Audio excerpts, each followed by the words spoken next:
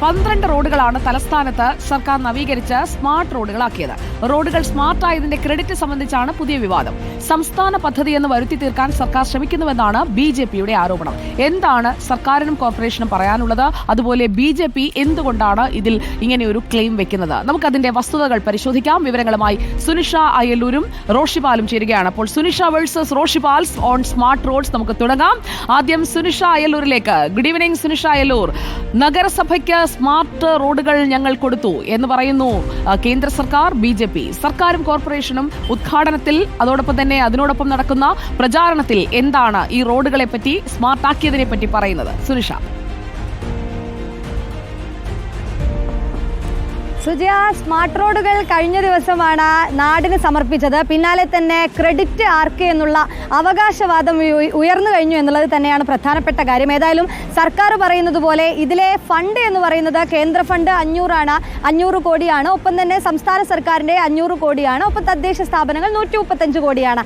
നോക്കുമ്പോൾ സർക്കാരിൻ്റെ ഭാഗത്തു നിന്നും 635 കോടി ഇതിനായി വിനിയോഗിക്കുന്നുണ്ട് എന്നുള്ളത് തന്നെയാണ് പ്രത്യേകത. ഒപ്പം തന്നെ സർക്കാർ പറയുന്ന പ്രധാനപ്പെട്ട കാര്യങ്ങൾ ഇത്തരമൊരു ഈ റോഡിന്റെ സൗകര്യം ഒക്കെ തന്നെയും വർദ്ധിപ്പിക്കുമ്പോൾ വേണ്ടാത്ത രീതിയിൽ വിവാദം സൃഷ്ടിക്കാനുള്ള ശ്രമമാണ് BJP നടത്തുന്നത് എന്നതാണ്. ഒരുപക്ഷെ ഈ പദ്ധതിയിലേക്ക് ഉൾപ്പെടുത്തിക്കൊണ്ട് കേന്ദ്രം ഈ സ്മാർട്ട് സിറ്റിയിൽ പദ്ധതിയിൽ ഉൾപ്പെടുത്തിക്കൊണ്ട് കേരളത്തെ ഉൾപ്പെടുത്തുന്നു. അപ്പോൾ പൂർണ്ണമായും തിരുവനന്തപുരം വരുന്നു, തിരുവനന്തപുരത്തെ പ്രവർത്തനം തുടങ്ങുന്നു. 1135 കോടിയാണ് ആദ്യഘട്ടം എന്നുള്ള രീതിയിൽ പണമായി നൽകുകയും ചെയ്യുന്നത്. അതിനിടയിൽ പ്രധാനപ്പെട്ട കാര്യം എന്ന് പറയുന്നത് ഭൂമി ഏറ്റെടുക്കൽ എന്ന് പറയുന്ന ഒരു വിഷയമുണ്ട്. ഈ ഭൂമി ഏറ്റെടുക്കൽ സ്വാഭാവികമായും റവന്യൂ വകുപ്പിനെ ഏകോപിപ്പിച്ചുകൊണ്ട് ഭൂമി ഏറ്റെടുക്കൽ നടപടികളിലേക്ക് കടക്കുന്നു.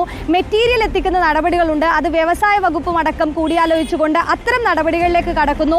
പിന്നീടുള്ളത് ഇതിന്റെ പ്രവൃത്തിയാണ്. ഇതിന്റെ പ്രവൃത്തി PWD അടക്കം എല്ലാ ആളുകളെയും കോർപ്പറേഷന്റെ പങ്കുണ്ട്. അങ്ങനെ എല്ലാ ആളുകളെയും എല്ലാ വകുപ്പുകളെയും ഏകോപിപ്പിച്ചുകൊണ്ടാണ് ഈ പ്രവർത്തനം നടക്കുന്നത് എന്നതാണ്. അതുകൊണ്ട് തന്നെ സർക്കാർ തുടക്കം മുതൽ 2019 തുടങ്ങിയതാണ് പലതരത്തിലുള്ള വിമർശനങ്ങൾ.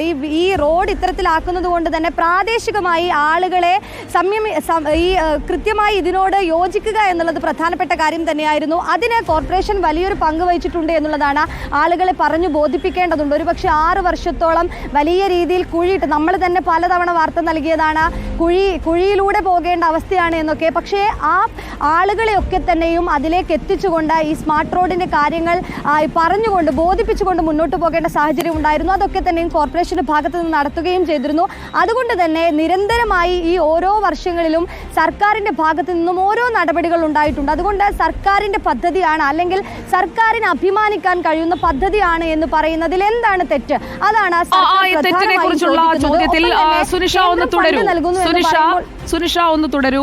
സ്മാർട്ട് സിറ്റി പദ്ധതി, ആ പദ്ധതിയുടെ രൂപകൽപ്പന, അതുപോലെ തന്നെ ഫണ്ടിംഗ്, ആസൂത്രണം, മേൽനോട്ടം അതൊക്കെ നിർവഹിച്ചത് കേന്ദ്ര സർക്കാരാണെന്നും റോഡുകളുടെ രൂപകൽപ്പന, integrated command and control centre, LED ലൈറ്റുകൾ തുടങ്ങിയവയെല്ലാം കേന്ദ്ര മാനദണ്ഡങ്ങൾക്കനുസരിച്ചിട്ടാണ് നിർമ്മിച്ചിട്ടുള്ളത് എന്നും പറഞ്ഞുകൊണ്ടാണ് ഇപ്പോൾ ഈ സ്മാർട്ട് സിറ്റി മാത്രമല്ല ദേശീയപാത വികസനം, ലോകോത്തര തുറമുഖങ്ങൾ, ആധുനിക റെയിൽവേ സ്റ്റേഷനുകൾ അതെല്ലാം കേരളത്തിന്റെ പുരോഗതി വേഗത്തിലാക്കുന്നത് കേന്ദ്രമാണ് എന്ന അവകാശവാദവുമായി BJP നിൽക്കുന്നുണ്ട്. ഞാൻ റോഷിപാലിലേക്ക് ഒന്ന് പോവുകയാണ്. റോഷിപാൽ, സുനിഷ അയലൂർ ഇപ്പോൾ പറഞ്ഞു വെച്ചെടുത്തു നിന്ന് നമ്മൾ അതിന്റെ ഒരു ബാക്കിയിലേക്ക് വന്നു കഴിഞ്ഞാൽ കേന്ദ്രം പറയുന്ന കാര്യങ്ങളിൽ, ഇപ്പോൾ ഉയർത്തുന്ന ആരോപണങ്ങളിൽ എത്രത്തോളം നിജമുണ്ട്, വസ്തുതയുണ്ട്?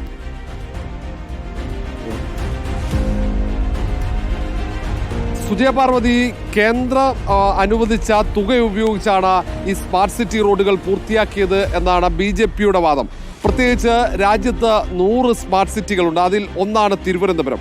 അതുകൊണ്ടാണ് 700 കോടി രൂപ തിരുവനന്തപുരത്ത് സ്മാർട്ട് സിറ്റി വികസനത്തിന്റെ ഭാഗമായി കേന്ദ്ര സർക്കാർ നൽകിയതെന്ന വാദം BJP കേന്ദ്രങ്ങൾ ഉയർത്തുന്നുണ്ട്. പക്ഷേ അങ്ങനെ കേന്ദ്ര സർക്കാർ ഇത്രയും വലിയ തുക അനുവദിച്ച് റോഡ് നിർമ്മിക്കാൻ സഹായിച്ചിട്ടും ഈ പദ്ധതി യാഥാർത്ഥ്യമാകുമ്പോൾ അങ്ങനെ ഒരു കാര്യം മറച്ചു വെക്കുന്നു എന്ന ആക്ഷേപം കൂടി BJP കേന്ദ്രങ്ങൾ ഉയർത്തുന്നുണ്ട്.